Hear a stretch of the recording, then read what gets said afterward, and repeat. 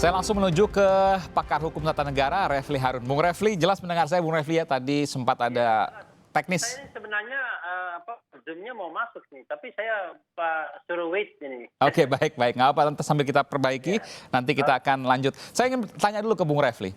Terlepas dari keterlambatan pengumuman putusan Oktober 2019 diumumkan Juni 2020. Terlepas dari itu dulu.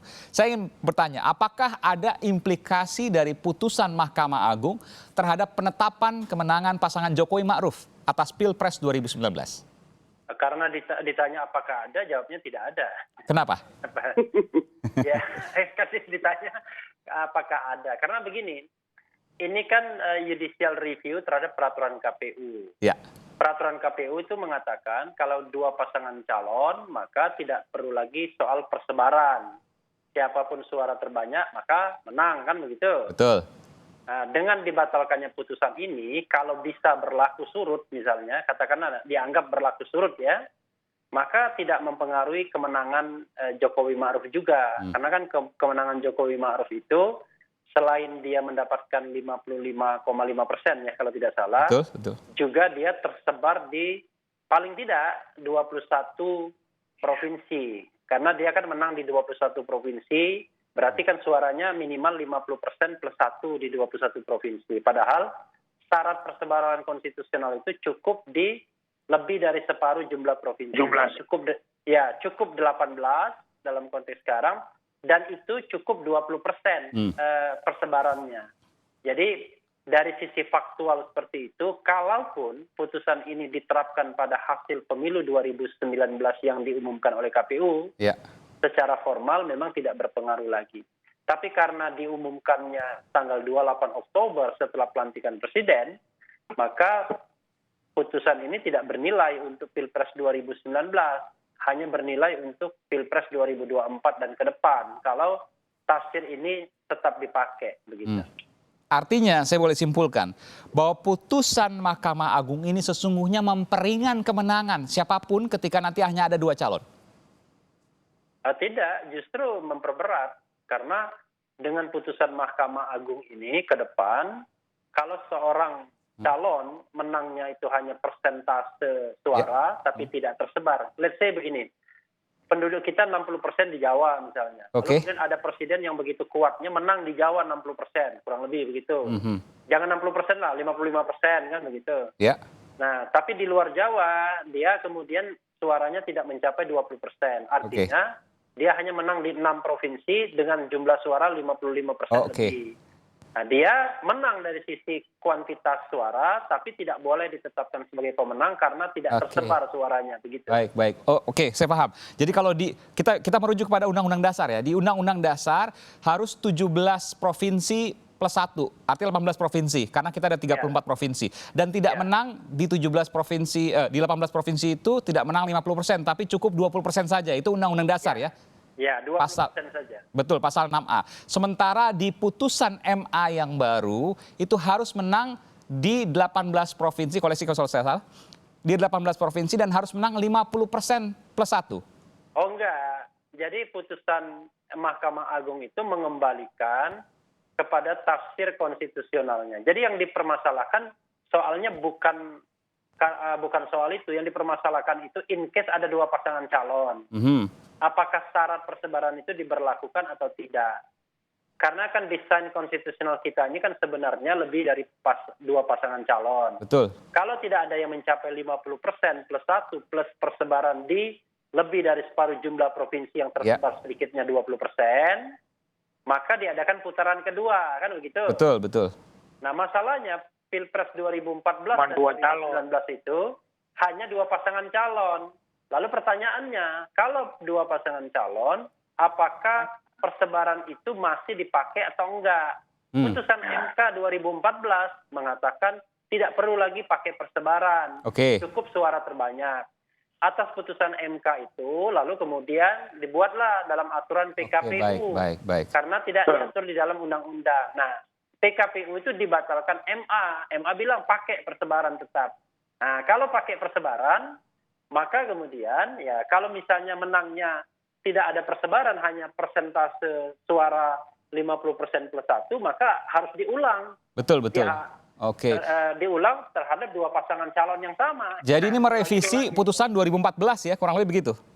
Ya, jadi putusan MA itu kira-kira tidak sejalan dengan putusan Mahkamah Konstitusi. Ya, Oke. dalam konteks yang berbeda objeknya, Baik, tetapi baik. kan menafsirkan pasal konstitusi yang sama. Baik, dan kebetulan pada waktu Pilpres kemarin, saya ke Bung Sira sedikit, kebetulan pada waktu Pilpres 2019, walaupun hanya 2 pasangan calon, tapi memasuki syarat apa yang diputuskan oleh Mahkamah Agung. Bung Sira, betul ya?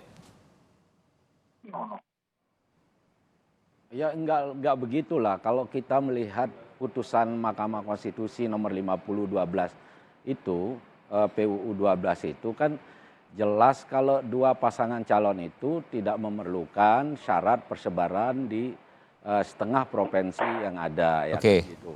Cukup dengan suara terbanyak. Betul. Nah, artinya bahwa apa yang telah diputuskan MK kemudian ada perbedaan dari norma yang diuji dalam uji dan peraturan KPU yang dianggap bertentangan dengan undang-undang, itu konteks yang berbeda. Oke. Nah, untuk itu apakah keabsahan terhadap penetapan hasil rekapitulasi perolehan suara dan penetapan calon terpilih itu dianggap sah, kan itu sudah selesai di Mahkamah Konstitusi. Konstitusi, betul. Sudah diuji melalui Baik. perselisihan hasil pemilu dan itu sudah final dan mengikat, saya kira begitu. Baik. Saya paham bahwa Anda memegang Mahkamah Konstitusi yang kemudian menjadi final dan mengikat tadi. Keputusannya final dan mengikat. Tetapi kalau seandainya memang, Ya. ini saya bicara, kalau masuk ke dalam aturan MA, itu pun tidak masalah.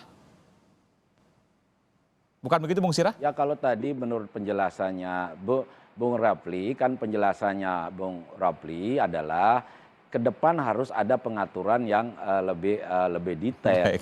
Untuk pengaturan Pilpres. Tapi kan ini menjadi persoalan sendiri dalam sistem hukum ketatanegaraan kita. Mungkin Bung Rapli nanti yang... Oke, baik, saya langsung ke Bung Refli deh kalau gitu. Kalau Bung Sira agak ragu-ragu untuk menjawabnya karena tetap memegang pada MK. Saya bicara, kalau seandainya dikaitkan keputusan MA, maka hasil Pilpres 2019 masuk dalam putusan MA. Betul demikian, Bung Refli?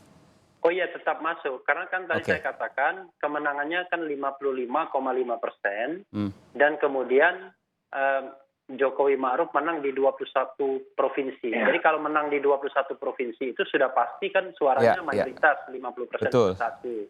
Padahal syaratnya cukup menang di 18 provinsi dan itu cukup 20%. Kira-kira begitu. Nah, jadi tapi ini syarat yang kumulatif ya. Ya, Jadi ya. antara 50% plus 1 sama persebaran itu kumulatif, bukan alternatif. Baik, pertanyaannya kemudian, bagaimana kalau ada putusan yang berbeda antara Mahkamah Agung dengan Mahkamah Konstitusi? Ini kita bicara di aturan ke depan. Bagaimana, Bung Refli? Oke, jadi begini.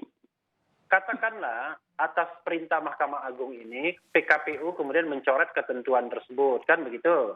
Ya. Lalu kemudian nanti ada pasangan calon yang menang karena dia kuat di Pulau Jawa, menang katakanlah dengan angka 55%. Tapi suaranya tidak tersebar di 18 provinsi. Ya. Nah, karena sudah tidak ada aturan itu di PKPU, maka KPU tidak mau memutuskan dia sebagai pemenang karena dianggap tidak memenuhi syarat persebaran, kan begitu. Betul? Tapi pasangan ini bisa maju ke Mahkamah Konstitusi, mempermasalahkan, ya kan? Mempersoalkan bahwa harusnya dia ditetapkan sebagai pemenang karena kan dia sudah menang berdasarkan putusan MK tahun 2014 yang menafsirkan pasal 6A. Jadi nanti putusan MA itu akan dibypass oleh MK dalam konteks perselisihan hasil Pilpres, begitu. Tapi untuk konteks pemilu yang katakanlah hanya 2 calon, kita tahu dan kita sudah mengalami selama 2 periode berturut-turut. Sungguh riskan, Bung Refli.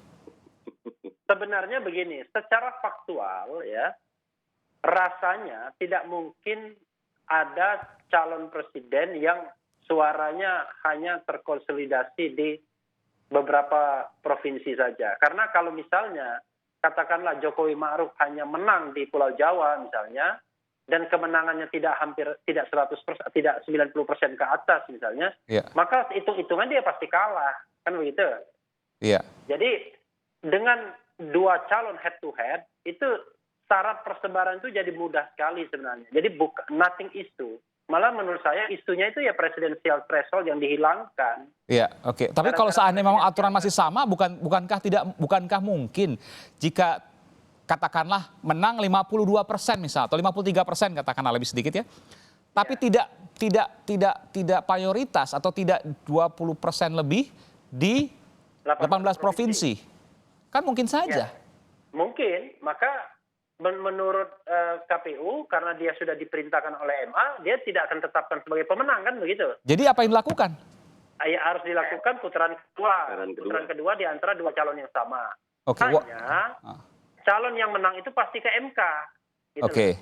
baik. Sebelum putaran kedua dia ke MK. Nah, ketika MK memeriksa kasus itu, MK akan menengok kembali referensi putusan 2014. Maka atas putusan MK bisa jadi kemudian pasangan itu dinyatakan sebagai pemenang. Oke. Karena itulah menurut saya untuk mengakhiri polemik ini tidak boleh lupa ya, pembentuk undang-undang itu harus memasukkan klausul ini ke dalam undang-undang, jangan di dalam peraturan KPU lagi. Ya, ya. Ya. Kalau undang-undang dimasukkan di undang-undang, kalau orang berkeberatan kan judicial review kepada Mahkamah Konstitusi. Betul. Gitu loh. Saya ingin konfirmasi dulu, nanti saya ke Bung Ilham Saputra. Saya ingat betul bahwa bagaimana kerasnya pada waktu itu pertarungan di Bawaslu saat penghitungan. Bahkan ada sejumlah korban yang sampai saat ini pun masih misterius. Saya ingin tanya ke Bung Ilham Saputra, ketika ada perbedaan antara MA dengan MK seperti tadi, karena ada putusan yang berbeda, kita menyatakan bahwa ini adalah real putusan yang berbeda antara Mahkamah Agung dengan Mahkamah Konstitusi. Kita tidak tahu nanti di depan apakah undang-undang pemilu akan diubah. Kalau seandainya keadaan seperti ini, bagaimana kemudian KPU mengambil langkah? Nah, justru itu Bung Aiman, harusnya para pembuat undang-undang ini mempraktikkan konstruksi hukum ya terkait dengan persoalan ini. Karena memang ini sudah berkali-kali terjadi. Ada perbedaan putusan antara sama-sama lembaga tinggi negara, antara Mahkamah Konstitusi dengan Mahkamah Agung. Saya tidak mau sebut kasusnya apa. Tapi membuat kita kemudian menjadi ambigu. Kami ini kan KPU hanya penyelenggara pemilu yang bekerja berdasarkan peraturan perundang-undangan yang ada. Kalau peraturan perundang-undangan tidak mengatur detail, maka ini menjadi soal. Sama seperti ketika pembuatan PKPU 5/2019 dibatalkan MA. Ya, konsideran kami, dasar kami dalam menentukan tentang bagaimana jika ada dua pasangan tadi, itu merefer seperti kata Bang Refli, merefer kepada putusan MK nomor 50 tahun 2014. Dan itu kan sangat kuat karena MK ini kan lembaga yang memutuskan. Salah satu lembaga tinggi yang kemudian memutuskan hukum pemilu, perselisihan hasil pemilihan umum. Nah, sementara ada MA yang kemudian bisa membatalkan peraturan-peraturan kami. Nah, ini juga saya kira ini harus dibangun konstruksi seperti apa. Sehingga KPU ke depan sebagai penyelenggara pemilu yang mengacu kepada peraturan perundang-undangan yang ada, tidak ambigu dan tidak dibingungkan dengan persoalan-persoalan seperti ini. Saya tahu bahwa Bung Ilham, KPU berada di tengah, KPU independen. Yang ingin saya tanyakan, ketika ini sudah menjadi sebuah fakta bahwa ada perbedaan antara putusan Mahkamah Agung dan putusan Mahkamah Konstitusi. Ketika ini kemudian tidak diterjemahkan dan tidak ditengahkan oleh pembuat undang-undang nanti oleh Bung Mardhani dan kawan-kawan, dan biarkan kemudian berjalan sampai Pilpres katakanlah 2024 dan terjadi misalnya ada dua pasangan calon, apakah ini memunculkan kerusuhan nanti? Akankah itu memunculkan kerusuhan atas putusan ini? Ya, ini saja yang terlambat diputuskan saja sudah penuh kontroversi, Bang Evan.